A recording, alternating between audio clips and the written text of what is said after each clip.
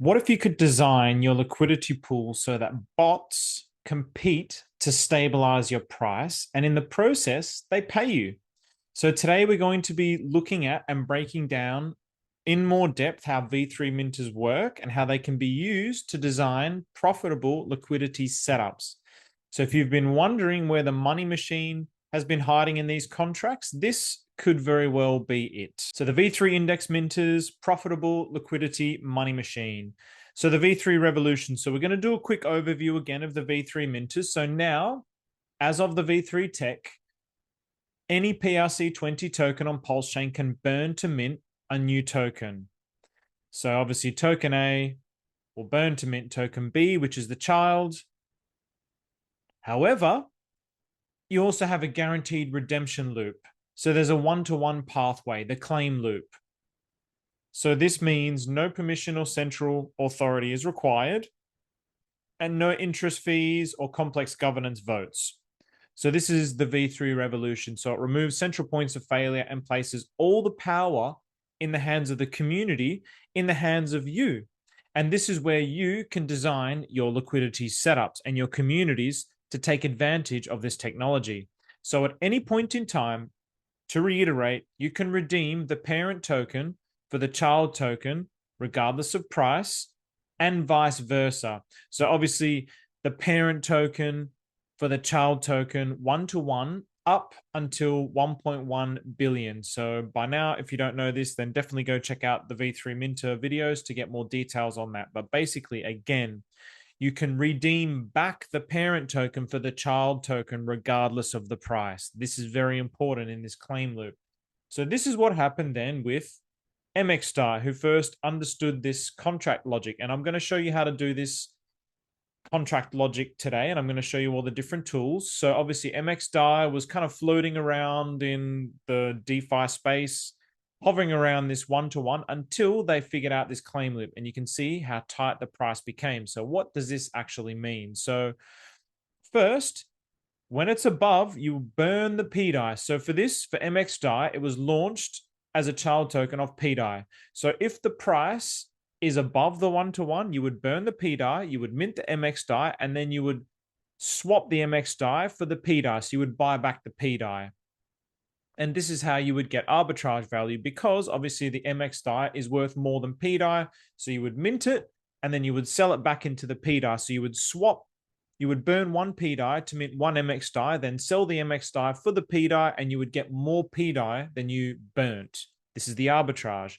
On the opposite side, when it's below, you would claim back. So you would sacrifice the MXDAI as long as there's pDAI on the contract to claim back the pDAI. So in other words, one MXDAI for one pDAI, and then you would buy the MXDAI back. So then you could end up having more MXDAI. And this is how the price has been able to lock in to the one-to-one. This is the V3 revolution. This, in my opinion, is probably the most important part of the pDAI puzzle that I see.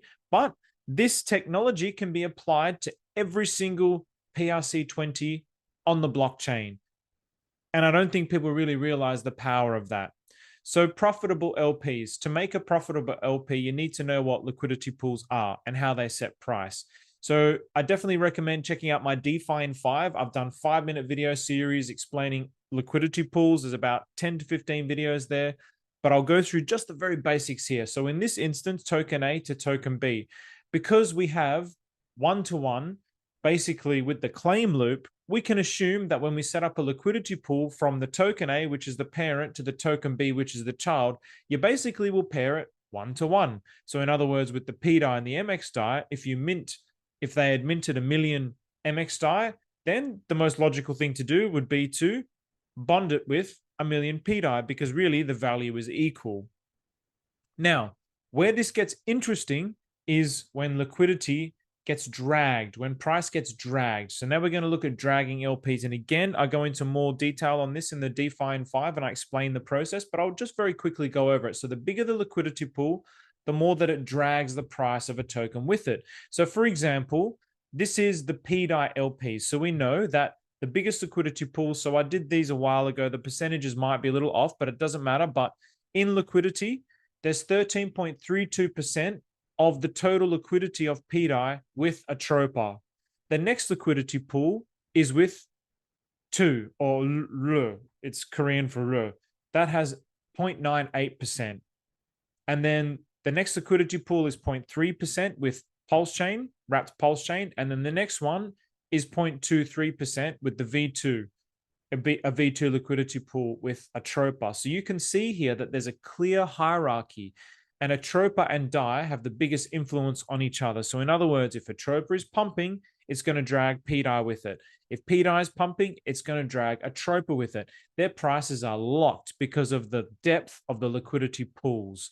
Whereas DAI and 2, or DAI and Pulsechain, they do drag, but they drag very, very differently. The prices aren't as interlocked as DAI and Atropa.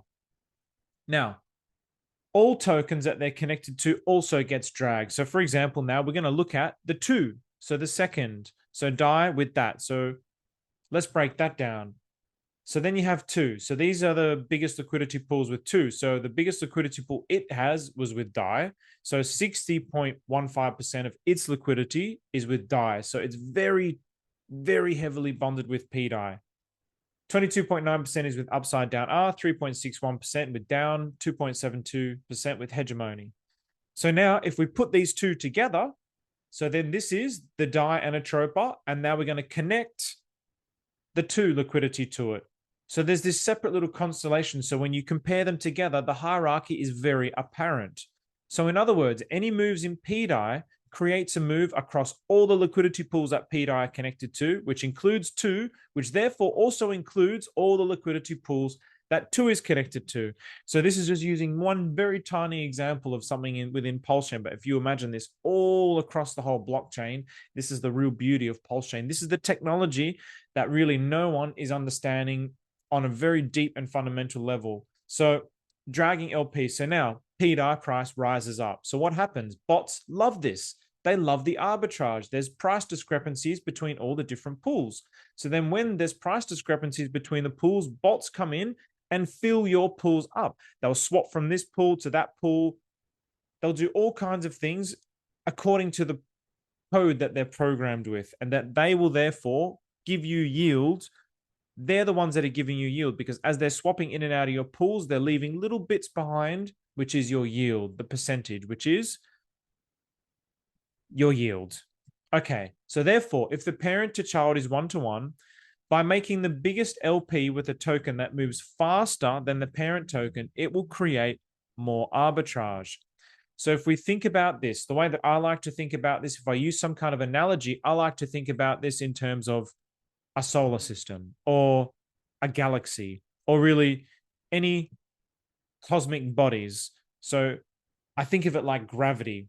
So the biggest liquidity pool has the biggest gravity, and then the next biggest liquidity pool has the next biggest gravity, and it's all based on the size. And that is what's pulling in the price in certain directions. So I just use this as an analogy.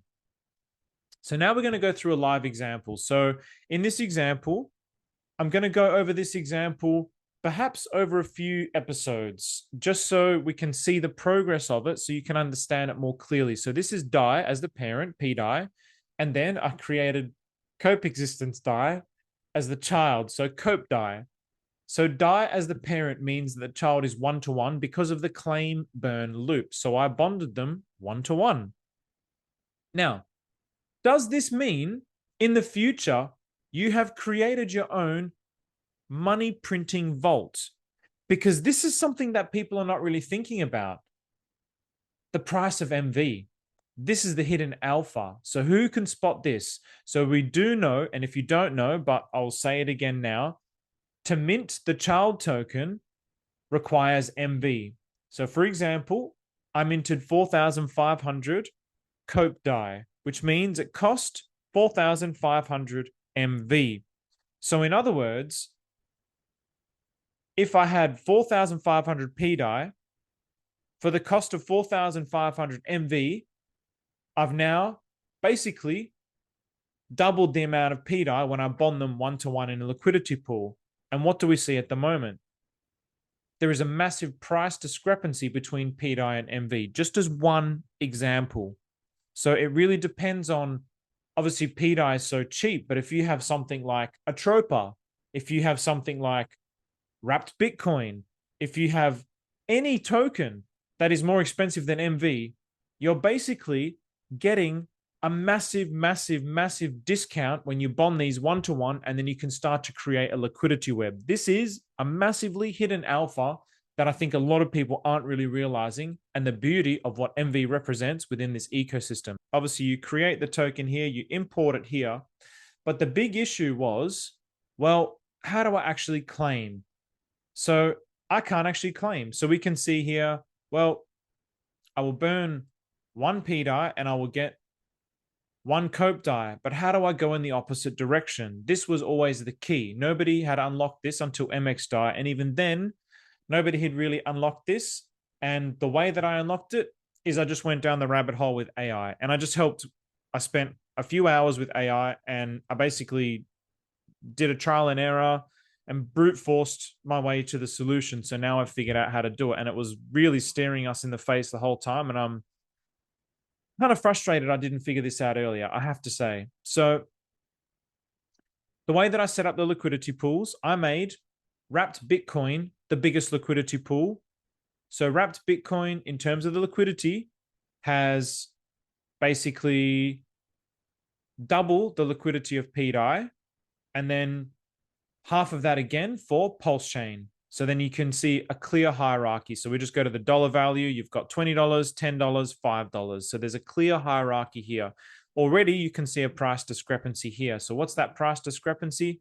Well, at the moment, one copDAI is worth more than pDAI. So basically, I'd be able to buy back my pDAI by minting the copDAI. So in other words, in this situation, I could mint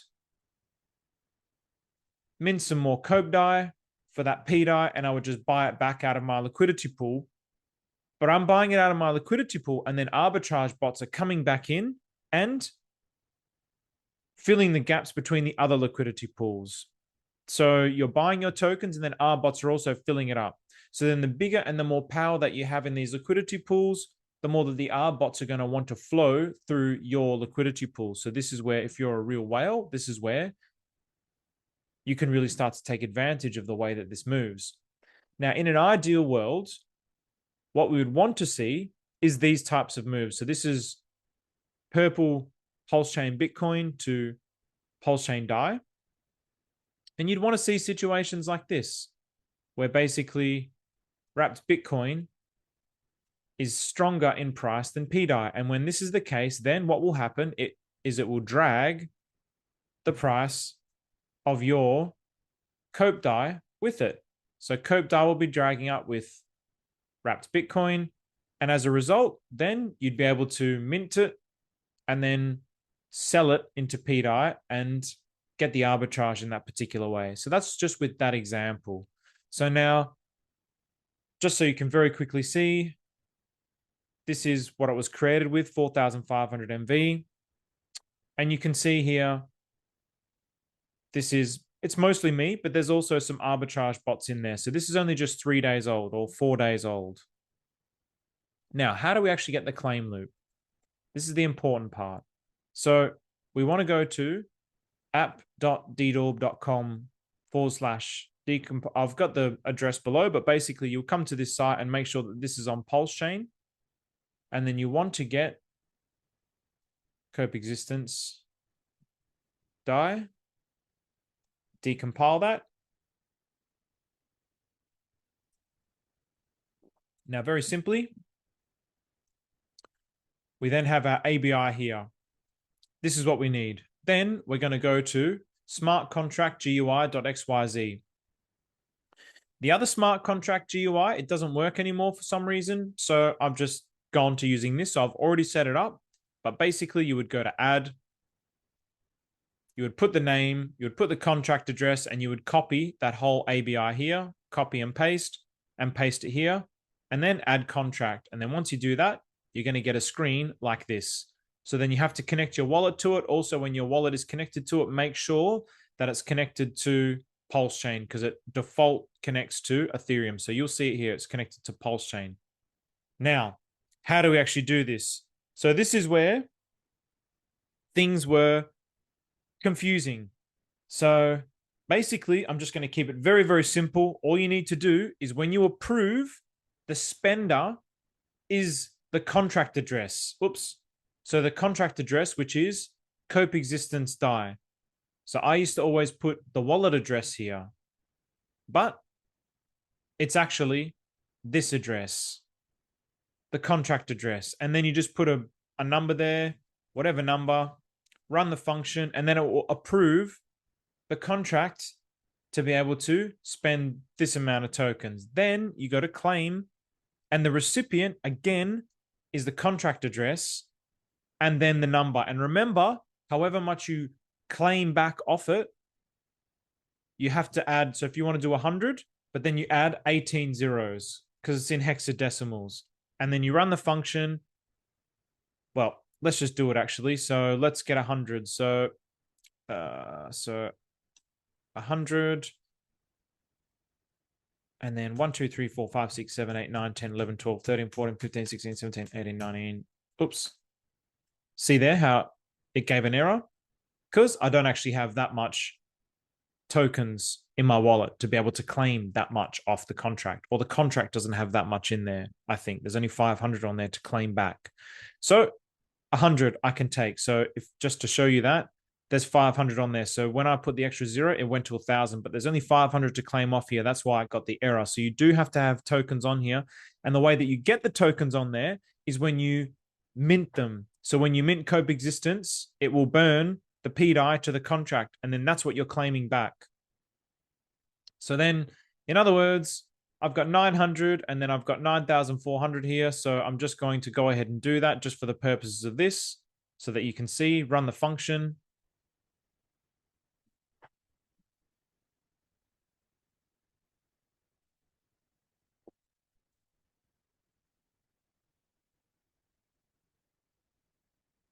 And just using AI with this stuff is like, just debug everything with AI. Like even this. I mean, I know what it is because I'm getting used to it now, but I'd be able to run this through AI and basically just have a conversation with it and figure out, it will eventually tell me that, oh, there's probably not enough tokens on the contract. It's not going to be as black and white as that. There's still like a back and forth between you and AI, which is why it took me several hours to get to. But I was very, very happy. I was so happy when I did this because now a whole world of opportunities has actually opened up. So you can see here, it's pending. Now it's done. And then if we go here, this number's changed. So that's 800. And now I've got 100 more pDAI. See? But obviously, I'm only showing that to show you now that claim loop. That's how you do it. Now, opportunities. Now with this claim loop, there's nothing to be afraid of. Look at this opportunity, for example. THETA. THETA, which its parent is also THETA, 63.99x to parity. Everyone's afraid to buy this. The R bots are pulling it this way. But if you now think about the fact that this is a one-to-one and the amount of THETA in circulation, it's probably always going to be one-to-one. This liquidity pool has 4 tokens in there and 293 of the child THETA. And it's got $33,000 in liquidity. This is literally free money sitting here for anyone who owns the parent token for THETA. So if I had a shitload of THETA, what I would be doing right now is I would buy the absolute shit out of this. I wouldn't even think twice. I'd buy the absolute shit out of it. And then I would just buy it up to parity. And then I would just add it all into liquidity. And then basically, you're going to put all your tokens in liquidity. And so your liquidity pool will be all the tokens that you just bought, and then it will be at the one-to-one rate. So then this liquidity gets really, really thick. So you've created like a massive route for THETA to come through. So basically you're utilizing your tokens, and then you become a custodian of this, and then you become someone who protects the price of this. It's like a game. And then all you have to do is watch this, and every time it goes above, then you perform one of the actions. Every time it goes below, you perform the other. and you just keep it stabilized. But it's literally free money sitting there for anyone who has THETA. It's literally free money that's just sitting right there. When I saw that, I was like, holy shit. Why has nobody done this yet? Well, the reason why nobody's done it yet is because nobody's figured out this is what they can do. So when I make these videos, I think I made the videos about this and people did this, and eventually the R bots just kind of like sell it back down. Great. No problem. If the R bots sell it back down, then all you have to do is just keep minting and just keep claiming back. And then what's going to happen there? Your liquidity pool is going to get thicker and thicker and thicker and thicker. And you're basically multiplying the amount of tokens that you had. So you might have less THETA, but you're going to have more of the child THETA, which is 1-to-1. So if you think of them as 1-to-1, then you're actually going to end up having more THETA, if that makes sense. I really hope that makes sense, because that's like, if you were here in the early days of the Atropa ecosystem and there's all these contracts here that Maria's made and like left fat liquidity in there, my goodness, it's a golden opportunity. So basically, with a well-designed V3 and LP combo, you can have stronger price floors over time. You can be the one that stabilizes the price. You can basically have predictable volatility, which traders love to farm. You're going to have constant flow of arbitrage through your liquidity pools, which is giving you yield. So you're turning your stagnant assets, you're changing the mentality of crypto from this old mindset of just hold, wait, and sell to turning your asset into a yield-bearing asset. You're growing locked reserves that protect the parent token. So you're protecting your initial investment as well by doing this. There's so much alpha to doing this. So if you've been sitting on the sidelines wondering if the minters could actually make you money, now you know. Design your LPs with intention. Watch the claim loop at work and let arbitrage bots do what they do best. Fill your treasury and stabilize your market. So with that, take care.